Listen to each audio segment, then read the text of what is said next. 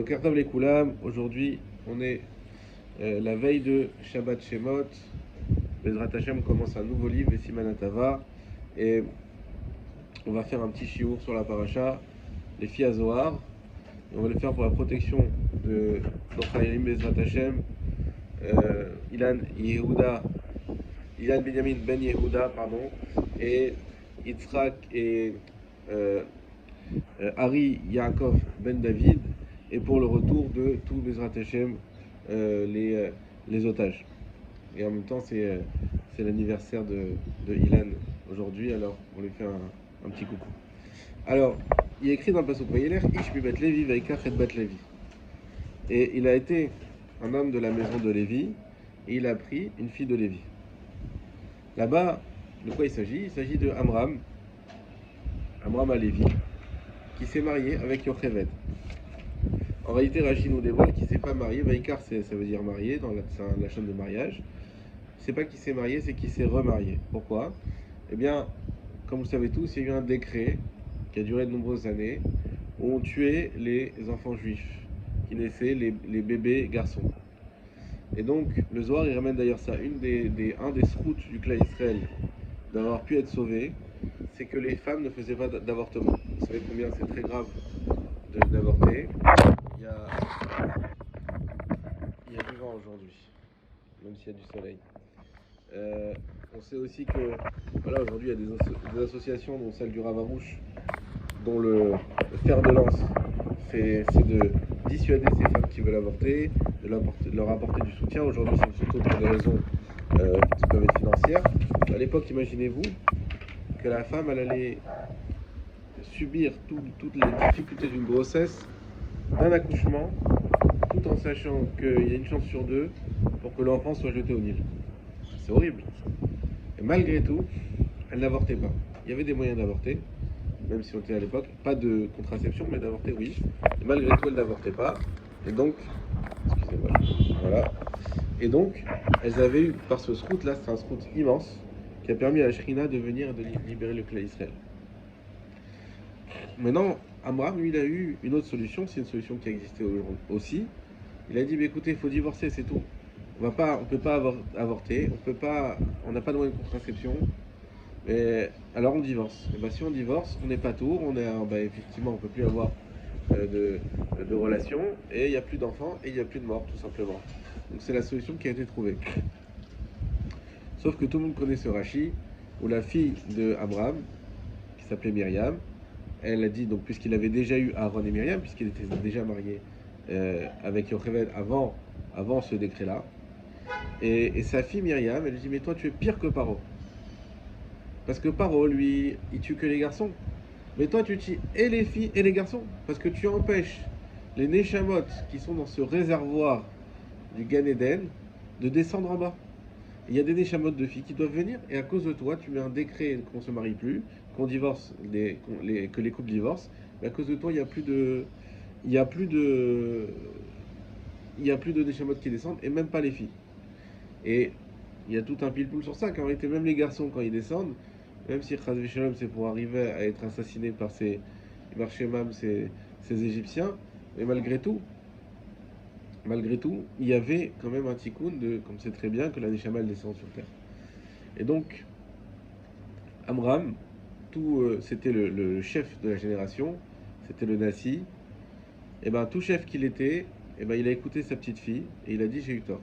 On voit encore une fois ici la force d'un chef, la force d'un dirigeant qui sait reconnaître quand il a tort, même face à une petite fille, même face à n'importe qui, il sait reconnaître quand il a tort et quand il sent qu'il a tort, comme on l'a vu déjà avec Yehuda, on ne reviendra pas là-dessus. Donc, on a ce passouk-là. Alors le Zohar, donc il nous interprète le passouk d'une autre manière, il nous dit comme ça. Vayeler Ish mi Bet Levi. Quand on dit qu'il y a un homme de la maison de Lévi, c'est qui ce Ish? Zéro Gabriel. Gabriel, le malach Gabriel. Vous sentez là qu'on est en train de monter. Mi Bet Levi, c'est-à-dire quoi? Alors, Ish, c'est le malach Gabriel. Donc, Vayeler Ish, il est venu un homme, donc Gabriel. Mi Bet Levi, c'est quoi de la maison de Lévi? Zoï Knesset Israël, c'est l'assemblée d'Israël. Donc il y a un homme qui est venu, Mi-Bet Lévi de l'assemblée d'Israël. Et qu'est-ce qu'on a dit dans le Passouk? Vaïkar. Ah, ce vent, il m'a enlevé la page. Il m'a enlevé la page. Excusez-moi. Voilà. Vaïkar et Bat Lévi. Il a pris une fille de Lévi. Vaïkar et Bat Lévi. Zohi Haneshama. Ça, c'est l'Haneshama. Et une autre lecture du Passouk complète. On a l'ange Gabriel qui vient de la Knesset Israël et qui va chercher l'Haneshama. De quoi il s'agit? Chez la Mad, nous, Bécha, chez Onat, Goufo, chez Tzadik, Baolamazé.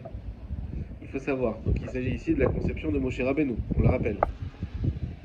Il dit, lorsqu'il doit naître le corps d'un tzaddik dans ce monde-là, Korea Kadosh Bokhu les Gabriel. Donc, on est en train de déchaîner les secrets de la Torah, ça fait du bruit, ça fait du tonnerre. Voilà. Donc, Corée, chez Noël, Corée Akadosh Bokhu Gabriel. Donc, quand il y a un tzaddik qui doit naître dans ce monde, Akadosh Bokhu, pour cet événement si particulier, il va mandater Gabriel. Shioloker Neshamari Asher Bagan, qu'il aille chercher dans le Gan Eden cette Neshama.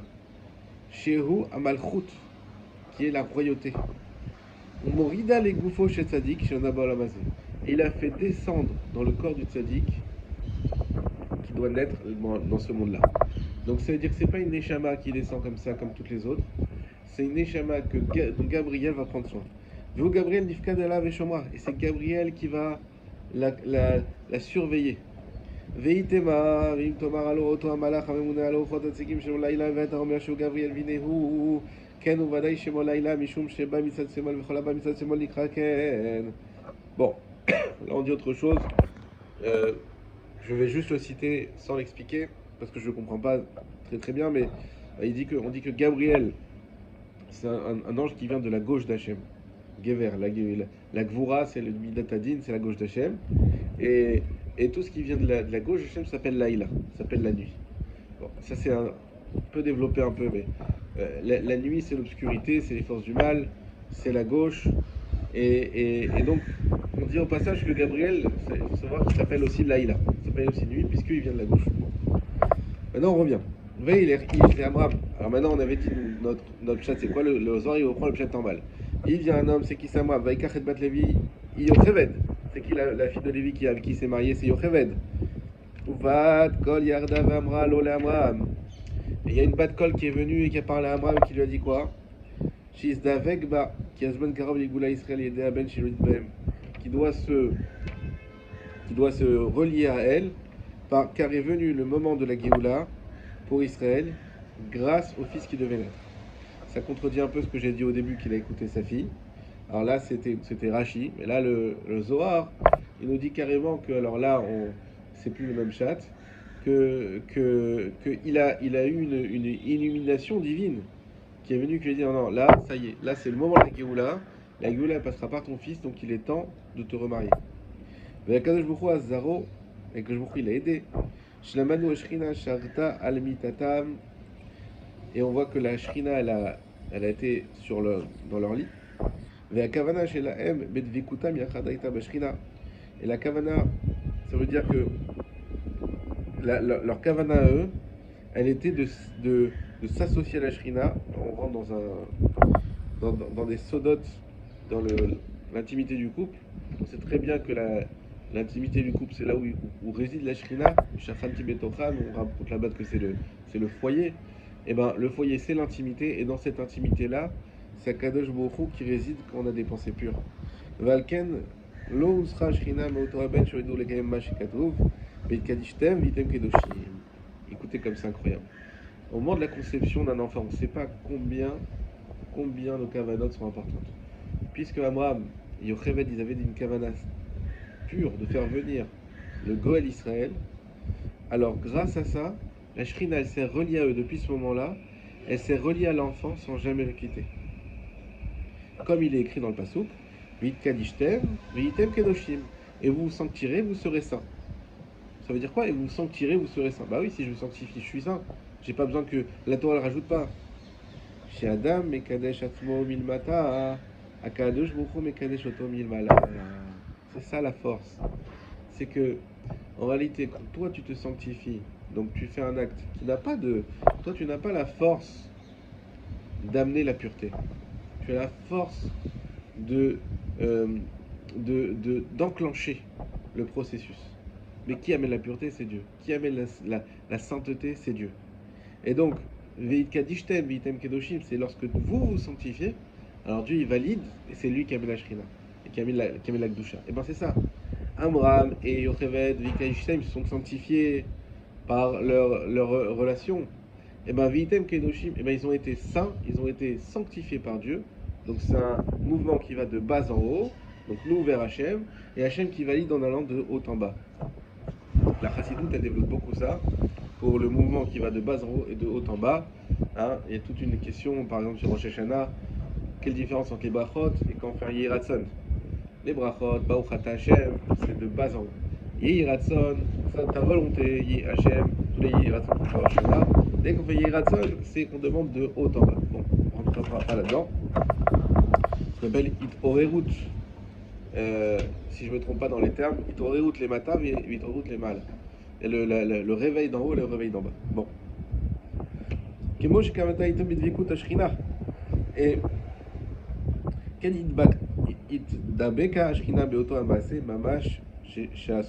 et donc, comme on a dit, la Shrina s'est reliée à eux, elle s'est collée à eux, elle s'est presque intégrée à eux au moment où il y a eu le Maasé. Amar Rabbi Yisrak. Rabbi Yisrak qui dit, et on finira sur ça. Heureux les tzadikim dont leur volonté est de s'associer, de se coller, de ne faire qu'un avec Akadosh Baruch Hu tout le temps. Et puisqu'ils s'associent à Hachem tout le temps, alors Akadosh Baruch Hu, lui, il valide et il s'associe à eux, effectivement. Il ne les abandonne jamais. Oh, il a Rechaim, malheur au Rechaim. Que leur volonté c'est de s'éloigner de Dieu. Mais Akadosh Baruch Hu. Et on pourrait croire, moi, le rachat, il s'éloigne de Dieu. Il y a soit tu es proche de Dieu, soit tu t'éloignes de Dieu, c'est tout. Non. Non seulement il s'éloigne de Dieu, mais pas seulement. Et la Od Midbaikim Betsad Acher. On l'a déjà développé ça, je vous envoie aux autres shiurim dans le Zohar. Qu'en réalité, si tu t'éloignes d'Hachem, c'est pas juste que tu t'éloignes d'Hachem, c'est que tu te relis à autre chose. Tu te relis aux forces du mal. On appelle Acher. Bourré, viens et regarde. Amram Shinbek Akadosh Baruch Hu, Yatzaminu Moshe. Regarde Amram qui s'est relié à Hachem. Regarde, il a eu Moshe. Moshe. Aujourd'hui, des gens peuvent mettre au monde le Mashiach avec des pensées pures. On peut donner Moshe. On peut donner le Mashiach ben David qui doit arriver. Et que puisqu'il a eu cette volonté, il a donné Moshe et Dieu ne l'a jamais quitté. La Shrina Nitbeka Botamid la Shrina s'est collée à lui. Heureux sont sa part, heureux sont, on pourrait dire, sa récompense. Chazak ou Baruch, Shabbat Shalom et à bientôt.